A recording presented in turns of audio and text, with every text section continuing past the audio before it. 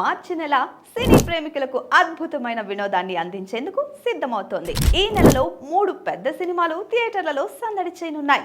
అవి యష్ నటించిన టాక్సిక్, రామ్ చరణ్ నటిస్తున్న RC16, అలాగే నాని నటించిన ది ప్యారడైజ్.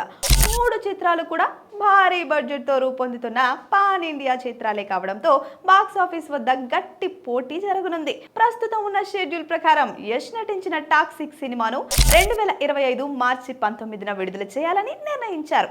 మరోవైపు రామ్ చరణ్ RC16 చిత్రం మార్చి 3వ వారంలో లేదా చివరి వారంలో విడుదలవ్వచ్చని ప్రచారం జరుగుతోంది.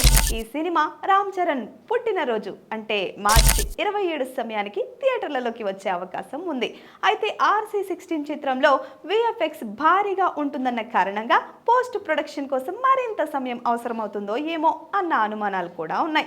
ఒకవేళ RC16 మార్చి 3వ వారంలోనే విడుదలైతే టాక్సిక్ చిత్రంతో బాక్స్ ఆఫీసు పోటీ పడక తప్పదు. యష్, రామ్ చరణ్ ఇద్దరు దేశవ్యాప్తంగా విపరీతమైన ఫ్యాన్ ఫాలోయింగ్ కలిగిన స్టార్ హీరోలు కావడంతో వారి సినిమాలు ఒకే సమయంలో విడుదలైతే ప్రేక్షకుల అంచనాలు ఎక్కువగా ఉంటాయి. కానీ ఒకదానికొకటి ప్రభావం చూపించే అవకాశం కూడా ఉంది. ఇప్పటికే యష్, రామ్ చరణ్ సినిమాల మధ్య పోటీ హాట్ టాపిక్ గా మారుతున్న తరుణంలో నాని నటించిన ది ప్యారడైజ్ కూడా అదే నెలలో విడుదల కానుంది.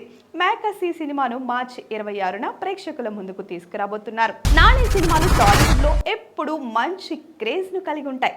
కానీ ఒకే వారం లోపల 3 పెద్ద సినిమాలు రావడం ప్రేక్షకుల్ని ఏ సినిమా చూడాలా అనే సందిగ్ధంలో పడేస్తుందా ఏంటి అన్న ప్రశ్న తలెత్తుతోంది.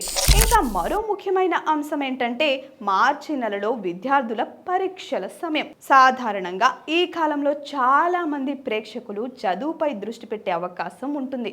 అయినప్పటికీ స్టార్ హీరోల సినిమాల విడుదలకు ఇలాంటి విషయాలు పెద్దగా అడ్డు కాదని గతంలో నిరూపితమైందనుకోండి.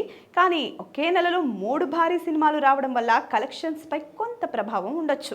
ఈ సమీకరణం చూసుకుంటే ఏదైనా సినిమా రిలీజ్ డేట్ మార్చుకునే అవకాశం ఉందా, లేక మార్చి నెలలోనే 3 చిత్రాలు బాక్స్ ఆఫీస్ పై దండయాత్ర చేయబోతున్నాయా అనే ప్రశ్న ప్రేక్షకుల్లో ఉత్కంఠ పెంచుతోంది.